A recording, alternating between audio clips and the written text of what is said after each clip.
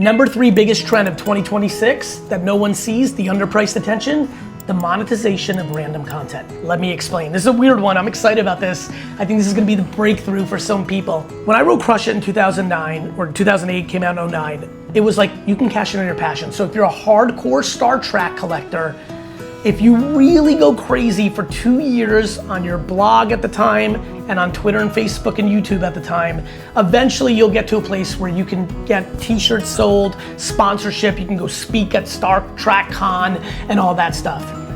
What I'm saying here is very different. This is about where we are now in overall marketing and overall communication, which is we're now in the interest graph, not the social graph.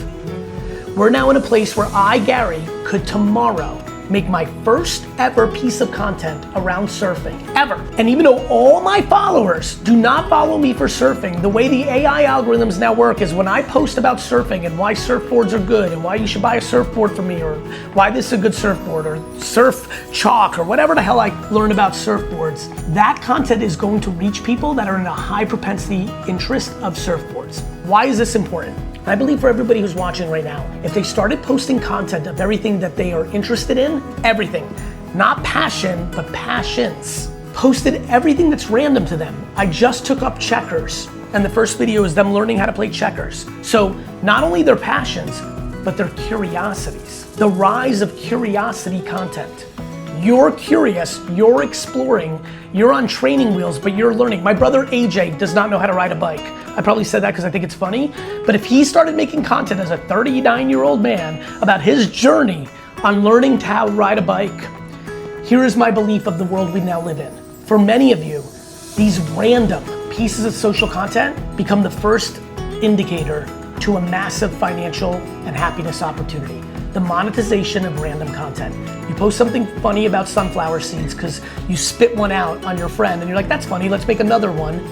And you find yourself 6 months later getting $5,000 from a sunflower seed brand to do content. It's about a very simple concept, which is why not? Why not post something random all the time that you're genuinely interested in? You're not watching this video and you're just going random for the sake of random because you believe I'm right. Though honestly, that's probably not a bad idea either. But obviously if it's grounded in truth and authenticity, it's gonna work better. When all of you start putting out more random content, when that post gets 3 million views, it opens up the opportunity for you to build on top of it. Now you might not be able to. You get inspired by me in this video and you eat a pickle and you put out a video about pickles and it hits and it gets fucking 3 million views. And now you're even getting DMs from people like, what do you know about pickles? And do you wanna do a pickle? And do you wanna come to the pickle festival? You might be like, I don't. And honestly, I don't care. And honestly, I have nothing else to contribute. Like, I'm very surface level. I just eat pickles. The Rizzler just says ridiculous things and makes a face. Like there's a lot of people that have made full careers about ridiculous things. The Where's the Beef lady in the 80s was like, she said, where's the beef? That was her career. So you could be a random spokesman or something of that nature. But if you keep it authentic, if it's something you really know about, or it's something you want to know about, it actually allows you to build in depth, not just randomness. And so your random thing becomes the documentation of your journey, which then becomes your monetizable framework of content. It's a left field thought that I think a lot of people are gonna struggle with grasping. I myself am in my journey of like really getting this narrative down, but it's very clear to me.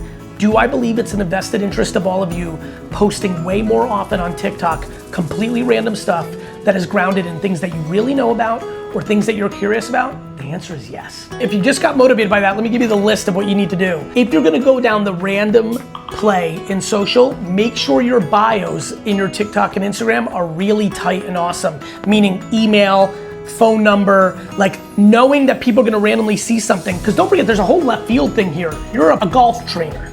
You train people, golf lessons. You give golf lessons. You start putting out things about pumpkins. You start putting out things about wet hair. You start putting out things about porcupines. This is random ass shit. When your porcupine video gets 3 million, people are gonna land on your account. If they see that you're a professional golf expert and you do golf lessons and you have an email there and a phone number, of the 3 million people that see your porcupine video, 9 of them are looking for golf lessons.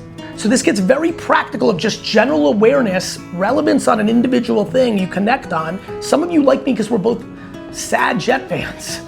right? But then when you needed 4 years later some wine, or you needed an agency, you went to me because we're Jet fans. Somebody loves porcupines, they loved your video, they may choose you to do the golf lesson. So there's two things.